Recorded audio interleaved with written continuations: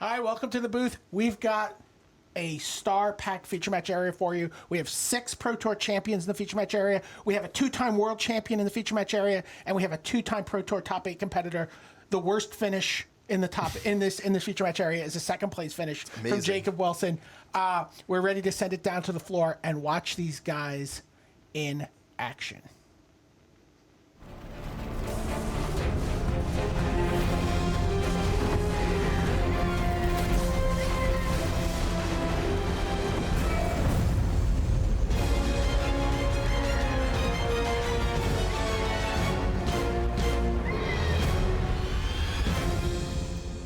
Hello and welcome to round 1 of Pro Tour Dragons of Tarkir. I'm Brian David Marshall. I'm joined by Ian Duke, and we are about to watch 2 of the top 25 players in the game. There you see Pro Tour Hall of Famer William Jensen. You can see another Hall of Famer in the background there, Paul Rietzel, with his cap askew. And there you see young Jacob Wilson, not even 21 years old yet. And he is a 2-time Pro Tour top 8 competitor, coming off of a top 8 just the last Pro Tour at Pro Tour Fate Reforged. So these are the 2 players we got to see in the drafts, BDM. Do you have a sense of which deck you like better? Yeah, absolutely love Jacob Wilson's deck. Yeah, Jacob Wilson's draft went amazingly for him. So Sultai Emissary is the lead off for William Jensen, and there's a Jeskai Sage for Jacob Wilson. Yeah, no blocks, says Jacob Wilson. No red for Jensen here. Yeah, which is a little bit of a shame for Jensen. I was just going to say, it seems to me that he's definitely the aggressive deck in the matchup, and the onus is on him to get in some early pressure. Shu Yun comes down and immediately eats a Dousing Gloom. Great turn for Jensen there, just being able to use his mana despite being stuck on colors here. Yeah, I see a handful of red cards, including a Tormenting Voice. So I think normally what Jensen would want to be doing is sort of curving out with his early creatures here and getting in some early damage and aggression, hoping to use his removal spells to set Wilson off balance in the mid game. But with the mana troubles that he's having here, it's going to be a struggle. And he's actually playing more mountains than swamps in this deck. So let's take a look at what Wilson has in hand. See an Anticipate and an Ojutai's Command. So he's able to, well, he's played the Anticipate already. And he's able to just sit there now and a Whisk Away. Really punish Jensen once he draws out of this. Yeah, although it's a bit unfortunate for Wilson here to have such a reactive hand, since Jensen is stuck on mana and he's not really doing anything. Wilson's just kind of sitting on all these reactive cards and he can't make use of them. So, while he's definitely got a good defense going into the later game, he's not really able to capitalize on Jensen's mana problems just yet. He's got a Pacifism, a Whisk Away, the Ojutai's Command. It looks like he just drew a Monastery Lore Master this turn. Wow, there you see Jensen's hand, and it is red. Heel Cutter. Although, looks like Mountain off the top here this turn, so we're going to start seeing some action. Of course, we know Wilson has an Ojutai Command. We'll see if he just kind of fires that off to cycle it on Jensen's first play, or if he's going to be a bit more patient. And then the Sabertooth Outrider is the play from Jensen. And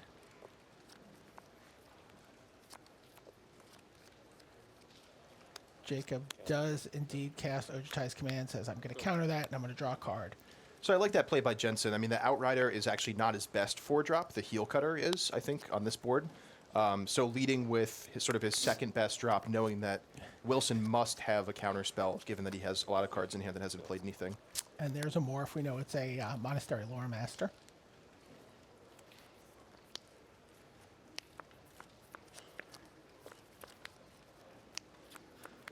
Jensen's been able to pick Jacob down to 15 with that Sultai Emissary. So given enough time, Wilson's going to be able to use the Lore Master to get back the Ojutai Command. Or possibly dig a bit more with Anticipate, but I think here comes a Silumgar Butcher. He's going to exploit his Sultai Emissary. What a beautiful... Yeah, huge play for Jensen there. Just stopping the recursion sequence on the command, which will let him get a little bit of traction here. And gets to manifest a creature.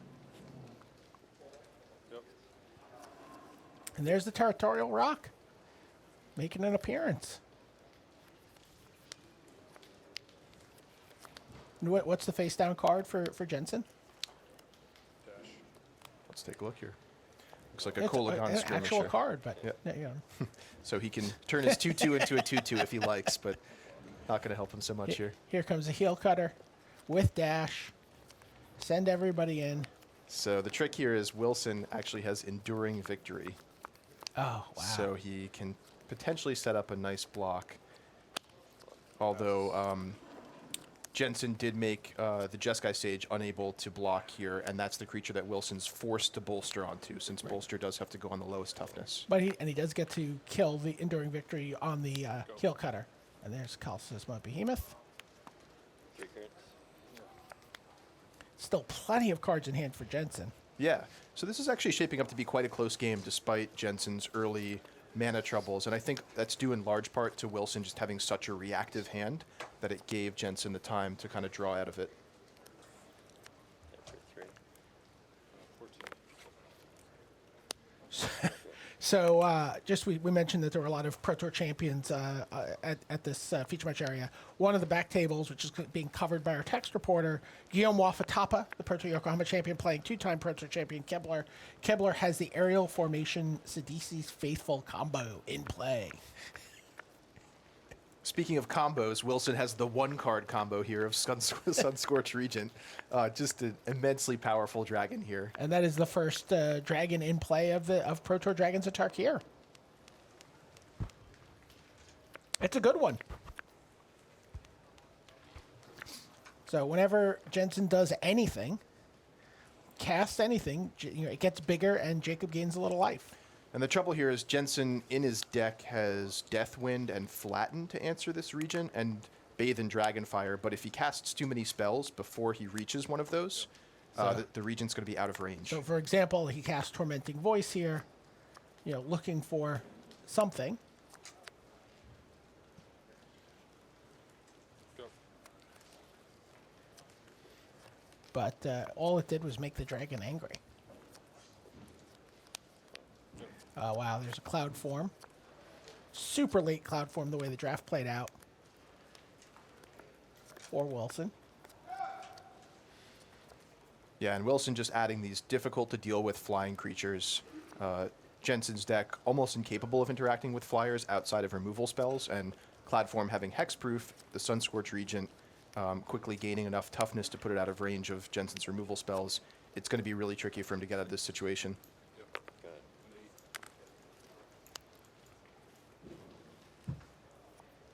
And Wilson just 1 attack away from closing out the game with Jensen down to 8 life here. So we'll see if Jensen's able to find an answer to that Sunscorch Regent. Jacob's been sitting on that Whisk Away forever. Still has that. So even an all-out attack is going to be tricky for Jensen to pull this off here. That's right. And Jensen actually drawing one of his few flyers that he has in his deck. Unfortunately, Reckless Imp can't block. So that's not going to get him out of this jam. Doesn't look like he has a lot that can really help him here. He can dash a bunch of creatures in here, He can. but instead decides to just go with the Silumgar Butcher. Sure. Eats the Jeskai Sage, draw a card for Jacob Wilson. Oh, he does have the Deathwind. This triggers 11. There's, So Deathwind for 5 coming just in time with just enough mana to take out the Sunscorch Regent. So apologize for not having that up in our hand viewer on the screen at the time, but it looks like yeah, gets it. yeah, Jensen Jacob has it still just in gains a time. Wow, life. so back in the game here. So now the trick for Jensen is going to be to get enough power on the board, either through conventionally playing his creatures or dashing them out to defeat Jacob Wilson before this cloud-formed manifest can finish him off. A second rock. Yeah. He does have 3 dash creatures in his hand right now. So interestingly, Wilson committed one of the rocks to combat there, knocking Jensen down from 8 to 5, which with only 4 power flying on the board, doesn't leave him able to finish out the game the next turn. But I guess just trying to sneak in extra points when he can. But it's potentially opening up a little bit of a weakness there where Jensen could dash out some creatures and do some massive damage this turn. And yeah, here comes the dash army.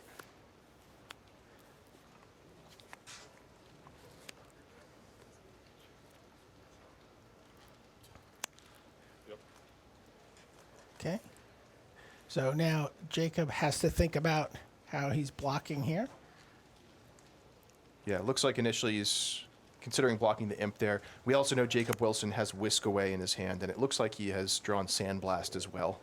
So option to remove 2 attackers from combat. Whisks away the manifest, sandblasts the butcher, blocks the imp, and takes, what, 4 damage from the... Yep, so Jensen at 5 life staring down, 4 power flying. But Jacob Wilson has to be a little bit careful what he commits to combat here, because he does know that Jensen has all these dash creatures in his hand. And you can see him hesitating a little bit here on the attack.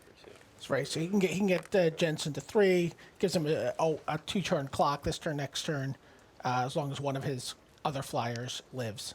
So 2 Scream Reach Brawlers, Sabertooth Outrider, Reckless Imp. Yep, that's it for Jensen. He scoops up the cards.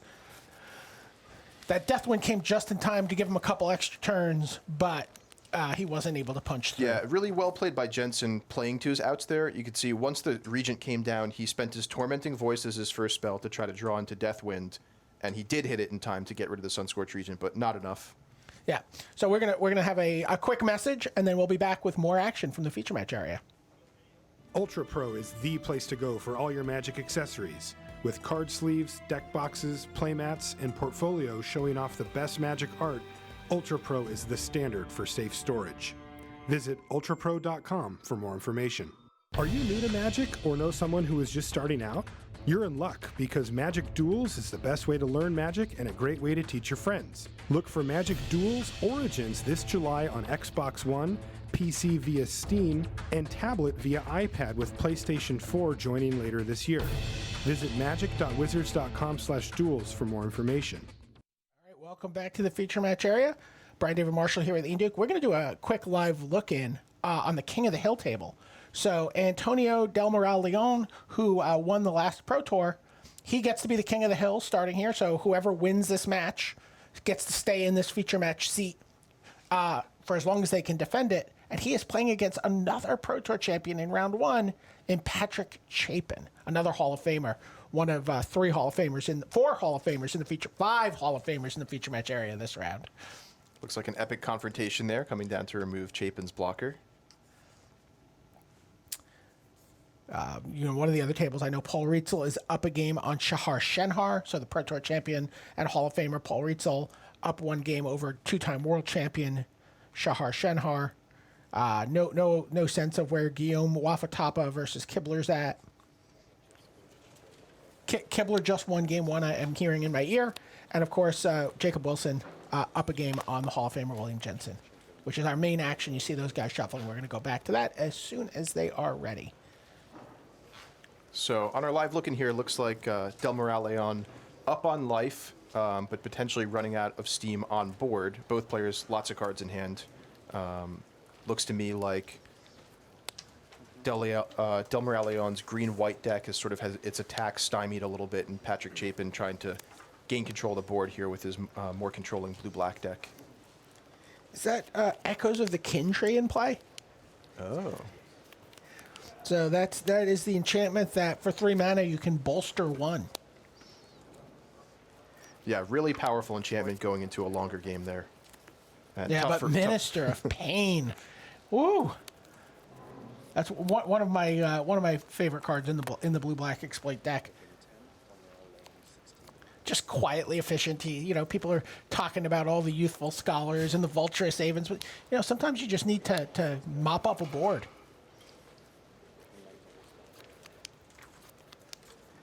That looks like is that an Enduring Scale Lord? Yeah, it does appear to be. Okay, we're ready to go back. These guys are underway. I see a mountain and an island in play. So an island. So that means. I'm sorry. The island's from Jacob. Yeah, there we go. There you get a look. William Jensen on the right. He's got a Colligon Skirmisher getting in for 2. Played it on turn 2 instead of dashing. So And this is Scream the Reach start. Berserker. Yeah, so he's going 2 drop, 3 drop, Yep. and then back that up with removal.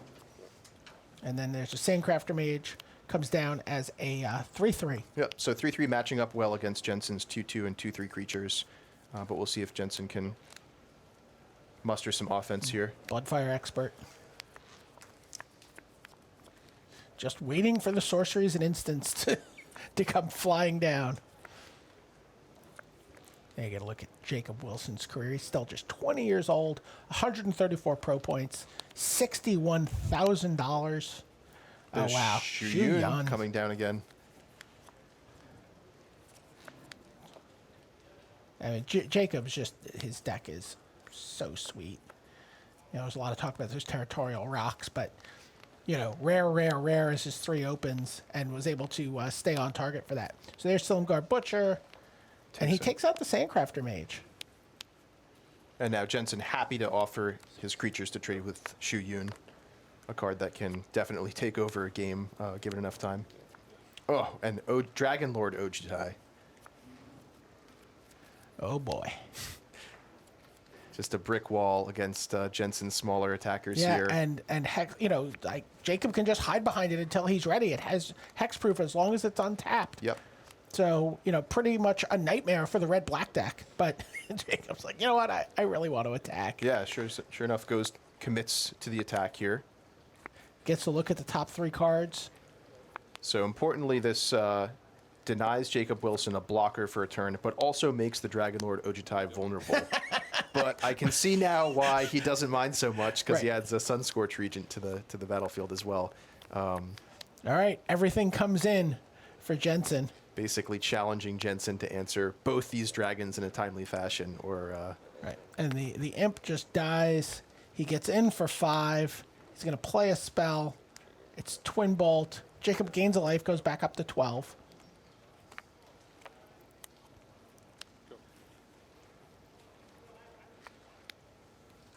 Yeah. And Jacob's just going to keep the pressure up. yeah, I like how aggressively Jacob Wilson is playing with Ojutai here. I mean, when you're anticipating every turn, essentially, with Dragon Lord Ojutai's ability, it's easy to find more blockers, and you'd much rather block with any other creatures than Ojutai himself. Yeah. Sounds like a Territorial Rock or maybe a Jeskai Sage.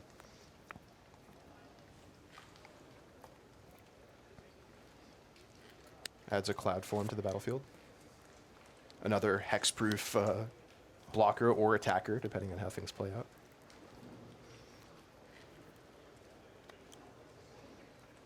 And Jensen down to 10 life means he has just 2 turns to answer Dragon Lord Ojutai.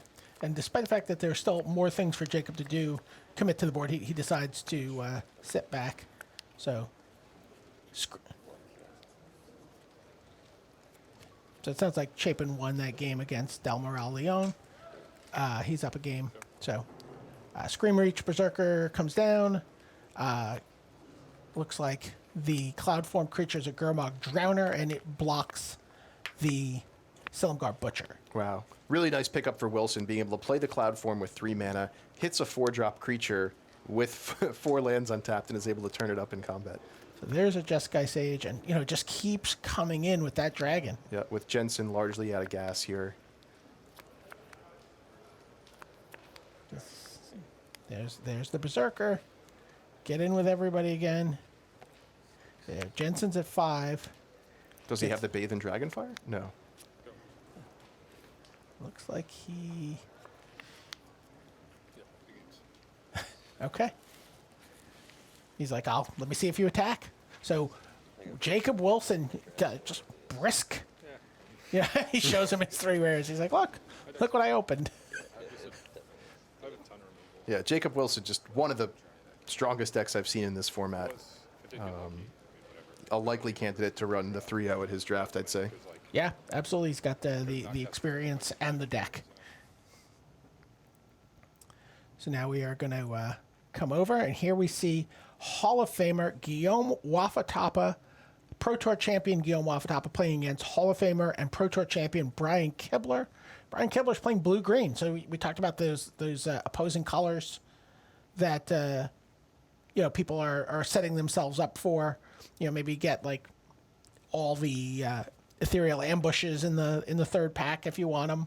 Looks like Waffo with an Icefall Regent coming down to lock down Brian wow. Kibler's Gudul Lurker. So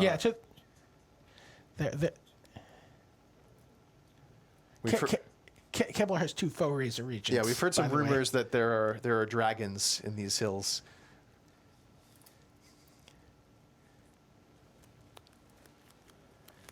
That a stampeding elk herd that's come down.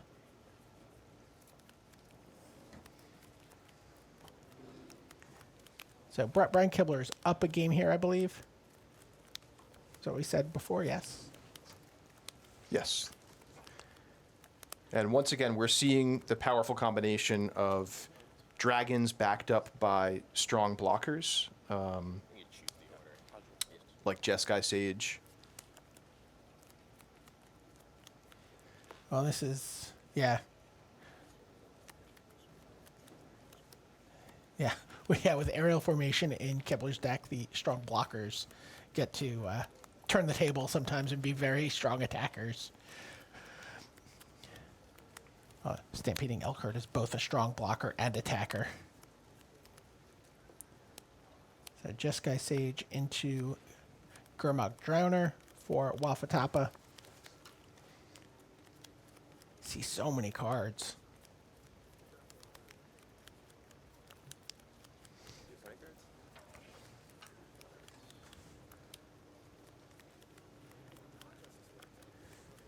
There you get a good look at the Hall of Famer, Guillaume Wafatapa. Got his Hall of Fame ring this weekend. He's a student, wasn't able to actually attend the Pro Tour where he was inducted into the Hall of Fame. Oh, look at that. Guillaume Wafatapa playing blue-black has a Silumgar the Drifting Death, huh? Yeah. Which pairs quite nicely with the Icefall Regent he has in play. Silumgar the Drifting Death, of course, triggering once for each dragon you control that's attacking. Yeah, you didn't see that come into play too often in Khan's Fate Reforged, but it happens a lot in this draft format. Just resolved Drowner incorrectly, put the cards in the bottom of the deck instead of in the graveyard. Oh. So Guillaume Wafatapa put 3 cards on the bottom of his library, treated the That was the last thing. Gurmag Drowner as an impulse, as opposed to a Forbidden Alchemy. Yeah, sure, no problem. I do that all the time to play this. I'm so used to the things going to the bottom of the deck. Yeah, exactly. I think it's an impulse. I'm like, okay, I'll put it in the bottom of the deck. You hear them say, acknowledging the templating of impulse, sort of affecting what they expect the card to do. And it looks like the 2 players working together to just kind of clear up this small mistake. Yeah. It's great to see that level of sportsmanship on the big stage here. But both of these guys are 2 of the great sports of the game. The bottom 3 cards of the deck should be in there. It's actually better for him, I think. These go into the graveyard, right? Yeah. And you get a warning for game rule violation. Okay. Okay, so there you hear it. So the way they resolve it is just a little, little mark goes on your record for the tournament as for a game rule violation, and then the 3 cards are just put where they belong in his graveyard. So taking a quick look at the players' hands here, of course, Guillaume Wafatapa, as we mentioned, has Silumgar the Drifting Death in his hand and a Dirger Nemesis manifested. Brian Kibler, on the other hand, has a dragon of his own, Faux Razor Regent, and a Sidisi's Faithful, along with a couple of lands. Yeah, CD's faithful aerial formation, the combination that helped him win Game 1. And he's pretty close to being able to cast that Faux Razor Regent.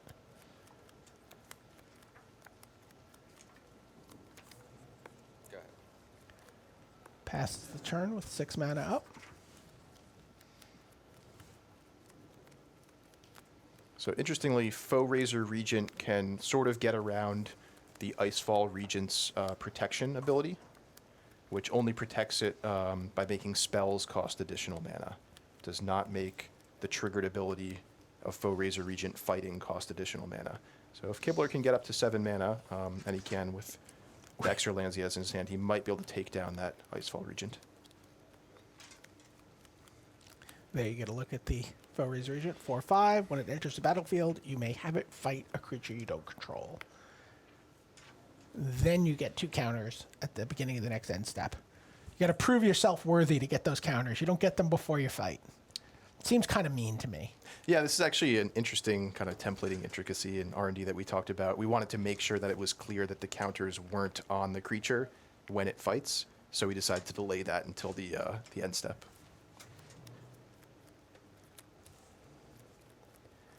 Okay, here it comes. Is it time for the Drifting Death? Yeah, he's like, I'm going to just keep all my dragons over here. Also tough to beat. Yep. Combats.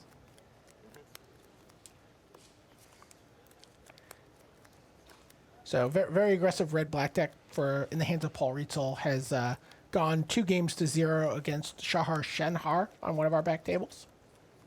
So Paul Rietzel is getting his tournament off to a good start at 1-0. So this is the turn where we're likely to see Brian Kibler bring out that Foe Razor Regent, and I'd expect fight the Icefall Regent. And here we go. And now there'll be a little reading, double checking. He's like, the Icefall Regent says spell, not ability. Fight Icefall. And rather enthusiastically, Brian Kibler says, it will fight that.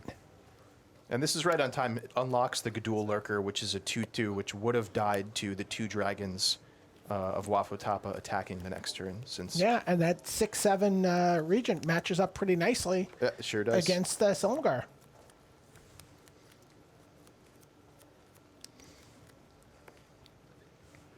So now we see Silumgar in his other mode, staying untapped as a 3/7 hexproof blocker, which is pretty tough to get by.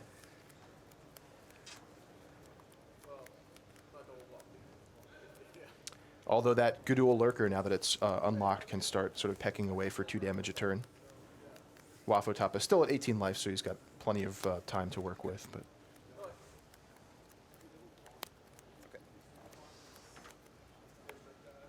What, is that Wandering Tomb Shell? Yes, it is. Interesting, Wandering yeah. Tomb Shell, the 1/6, and an Updraft Elemental from Guillaume Wafatapa. So a lot of toughness in play. yeah, I actually wonder if the Wandering Tomb Shell is a sideboard card that he brought in against Brian Kibler after seeing things like his 5/5 Elkherd. Okay, so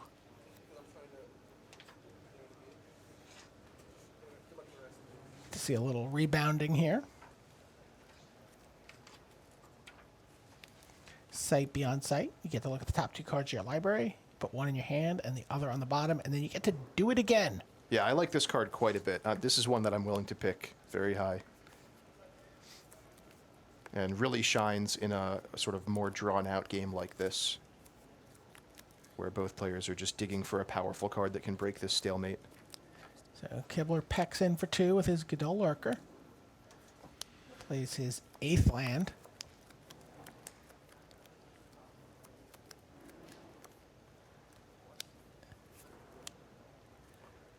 And commits Basara Tower Archer to the field. So, I'm sorry. No, that's the assault formation. I don't know why.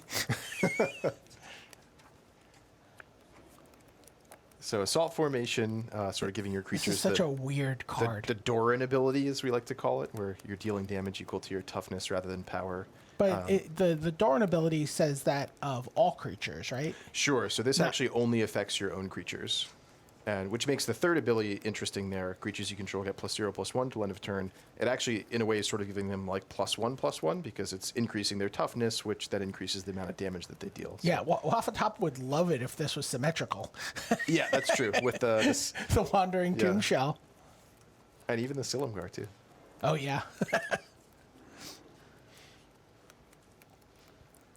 Good old Lurker's not impressed with the aerial formation.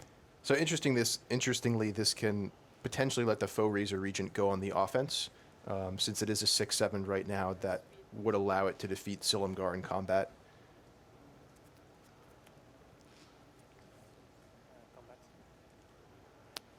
And as the game goes longer, I think we'll see that third activated ability for 2 and a green, giving creatures you control +0/+1, really let Brian Kibler dominate combat here.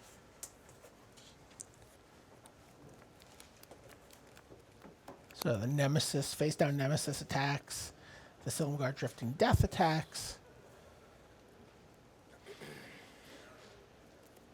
Waffo Tapa with just 2 islands in hand, doing what he can with the battlefield.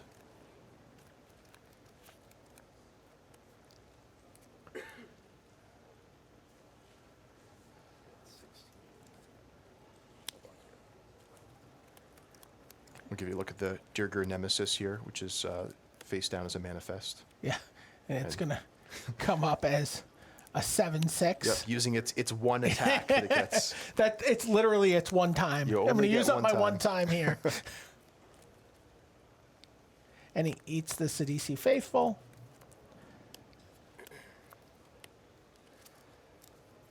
And Kibler goes to 9 here. But he is But now the way is effectively seized control of this game. yeah, and the way is clear here for the Foe Razor Regent and the Gudul Lurker to sort of come in and potentially be pumped up by the assault formation. So it looks like did he select a right into being there with his selection of 2 cards from the top? Yeah. So I think with a 9th land here and 3 pumps from the assault formation, that would be 15 damage, which is not quite enough to finish off Guillaume Waffo Tapa, who's at 16 life. So Kibler will have to wait one more turn, I think.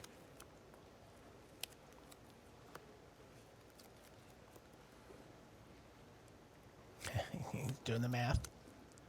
Yeah, it would be 7 from the Foe Razor Regent, 2 from the Gudul Lurker, and then plus an additional 6 if he pumps 3 times. Well, remember the everything will have trample if he attacks with the elk herd as well. Yeah, that is true, but I think all the That's math is on board, so Waffo Tapa would just choose to block the Stampeding Elk Herd with enough toughness that it won't trample over. But everything. Oh yeah, it doesn't matter on the other guys. Yeah, the Sure, other sure. 2 go Yeah. unblocked either way. Yeah.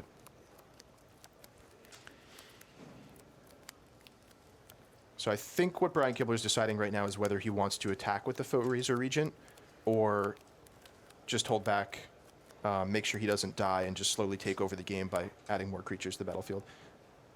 But I think it's right to attack with it here just to get in a massive amount of damage while the Silumgar is tapped. I don't think Brian Kibler is really worried about losing the game on the next turn, especially if he decides to spend his mana to commit a few more creatures. Oh, interesting. So the Elk Herd comes in as well. Yeah. Well, that would effectively be 8 power, effectively Right. 10 power from the dragon, and 5 power from the lurker if he So- activates 3 times. Yeah, so if I've done the math correctly, the Foe Razor Regent and the Gudul Lurker, which must go unblocked, can deal 15 damage if he pumps up 3 times with the assault formation. Adding the Elk Herd means that Guillaume Waffo Tapa has to commit at least 8 toughness to blocking the Elk Herd in order to make sure that the trample doesn't deal the additional 1 point of damage. So Kibler can sort of use this attack to put Waffo Tapa in a chump block mode and take out a couple creatures, which is in many ways more effective than leaving the Elk Herd back to block because Right. it can only block 1 creature. So you can speed bump the updraft elemental in front of the dragon. He can put the tomb shell and the drowner in front of the elk herd, but it's not a path to victory here for Waffo Tapa. But Right. he doesn't have any choice.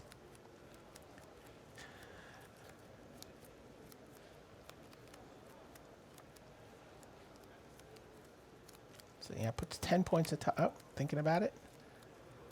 9 points of toughness. And this is the trouble for Waffo Tapa here, is all of his creatures are low power and high toughness. So his board, despite having 5 creatures on the battlefield, he can't present a lethal attack back against Brian Kibler.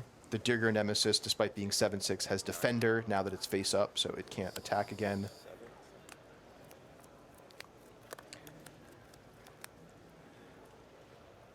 And I like this attack because although it threatened lethal if Brian Kibler were to pump up 3 times with the assault formation, because of the threat, Waffo Tapa has to block in a way that he's going to lose a creature without actually requiring Kibler to commit the mana to the assault formation. And now he can spend that mana in his second main phase to play a few more creatures.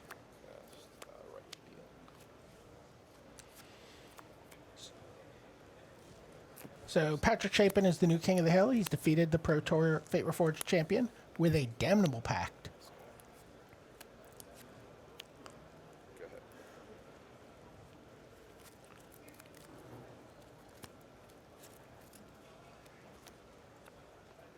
Tap out from Brian Kibler there. So if Waffo Tapa down to 7 life means he must use his flyers to block the Foe Razor Regent, essentially for the rest of the game, unless he can answer the Regent.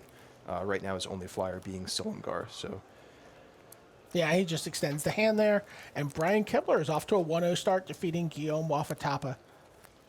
a dragon-filled matchup there. Double dragon fight. Actually, Shows him another Foe Razor Regent. He's like, look, more dragons. You know, obviously a popular pick to win this Pro Tour. People have, said, obviously Brian Kibler's going to win this Pro known Tour. as the Dragon He is known as Master, the Dragon right? Master, yeah. Although has not played the deck with the most dragons in a Pro Tour top 8. Didn't even have the most dragons in his deck, I think, in that Pro Tour top 8. Oh, interesting. You know, I think the thing that really you think about when you think about him being notorious as the Dragon Master is the fact that he put an aura on his dragon, right? It was like the Timiest. Okay. You know, it's like I've got a dragon and I've got an armadillo cloak. Just really living the little kid dream Yeah, there. exactly. I traded my dual lands for these. Go. So what do you think after our first little look at this draft format?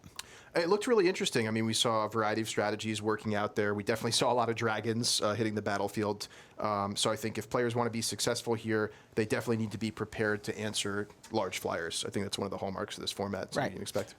Do you think maybe like Pinion Strike is a little, is a card maybe people should be looking at? It's one of those cards I think you're happy to have in your sideboard just as a backup in case things go wrong. But, one of the things we made sure to do from an R&D perspective on this set is we wanted the dragons to be powerful and awesome, but we wanted to make sure that this format wasn't all about dragons. So we gave you plenty of ways to play up the synergies among the non-dragons cards, and you can see that among the allied colored pairs. Each of the new clans has some pretty powerful synergies that you can use to overcome the dragons. Also, the format is balanced, as Marshall said, and can be aggressive enough that if you build your deck the right way, you can sort of go underneath the dragons. What's your favorite way to overcome a dragon? Just by attacking a lot, I think. Like something like Huey Jensen's deck, even though it didn't work out for him this time, Goblin Heel Cutters and so forth. Sounds like we have an interview on the floor, so let's send it down to Tim Willoughby and hear about Magic firsthand. Hello, I'm Tim Willoughby down here with Brian Kibler in the feature match area. Now, Pro Tour Dragons of Tarkir, you are known as the Dragon Master. This had to be one that you were pretty excited about coming down to, right? Oh, absolutely. I mean, as soon as I heard the name of the set, I couldn't wait for this tournament. And we did see you get to have a little bit of action with dragons in this draft, up against a couple of dragons on the other side. Enjoying the way this set plays for Limited? Oh yeah, it's pretty fun that my match against Waffo Tapa literally came down to a dragon versus dragon showdown, and thankfully I had a dragon who literally won in a fight, so it worked well for me. And we didn't see it in the games, but I believe you have a couple of copies of that Foe Razor Regent, is that right? I do. I have 2 of them, and I actually have a couple of copies of Sidisi's Faithful as well to reuse them. So they work particularly well together. The Foe Reaper Regents trigger off of each other too, so you can get some really big dragons having some really one-sided fights. Yeah, I mean, I guess if you're going to be the Dragon Master, you really need to put your flag in the sand and say, yes, I'm going to be winning the dragon fights. I mean, game 1 I basically won with Wild and the Coddle too. I played a turn 1 Sidisi's Faithful and turn 2 Assault formation and just attacked for 4 on turn 2. So the combo. No matter what format it is, I got dragons and the Coddles. Now, obviously, you've been around the Pro Tour for a long time. There are a lot of first-time players at this Pro Tour. In terms of preparation, has anything changed over all of your years of playing Magic, or are you in kind of a routine these days? I mean, the biggest thing that's changed over the years is just how soon the Pro Tour is after the new set comes out. It used to be that Pro Tours were actually in relatively established formats frequently, and now, because they're associated with a set release, you have only a couple of weeks to really sort of test. And I do think that tends to favor the established teams, because the new timers don't necessarily have a group of 20 people who they can practice with and prepare for, all of who've done this before. So there are a lot of resources for those players. The Star City Games Open Series deck lists coming from the last few weeks were definitely a great place for people to be looking, as well as Magic Online results starting with last weekend. But it seems like the preparation's paid off so far. Fighting with Dragons, Brian Kibler here at Pro Tour Dragons of Tarkir. All right, there you have it. Straight from the Dragon Master's maw. That's right. Yeah, that's great. He's off to a 1-0 start. I think he's got a lot of people rooting for him. We're ready to go back to the news desk, and then we'll be back as soon as the players are ready for round 2 here at Pro Tour Dragons of Tarkir. Right, thanks very much to Brian David Marshall there with Ian Duke bringing you the first round action. What a set of feature matches that was. Just to see Rietzel, Shenhar, Waffo, Kibler, Wilson, Jensen, Del Morale, Leon, Chapin. Crazy 8. And there's plenty more where that came from in a bit. This is Pro Tour Dragons of Tarkir. We thought we might have a little bit of fun with the dragons. Just how many dragons are there going to be this weekend on your screen? And we're not talking about roasts and dragon fodders, and we're not talking about yetis with little dragons in the background of the art. We're talking about actually on the battlefield dragons. We've got 6 rounds of draft, and we've got 10 rounds of standard, and then we've got 3 more rounds of standard on Sunday. Just how many dragons are we going to see? We thought we'd give you this little dragon counter, and there we are, 7 in round 1. 7 dragons at Pro Tour Dragons of Tarkir. We're not counting Brian Kibler just yet, but if we get to 99, we might make him an honourable dragon, just to round it out. So, have a guess. Put it on Twitter if you like. How many dragons do you think there'll be on the battlefield, on screen, at Pro Tour Dragons of Tarkir? Well, I can tell you that between round 1 and round 2, we are going to mark your card for all things limited as we go inside the world of Magic Online. It's time to explore the world of DTK Draft.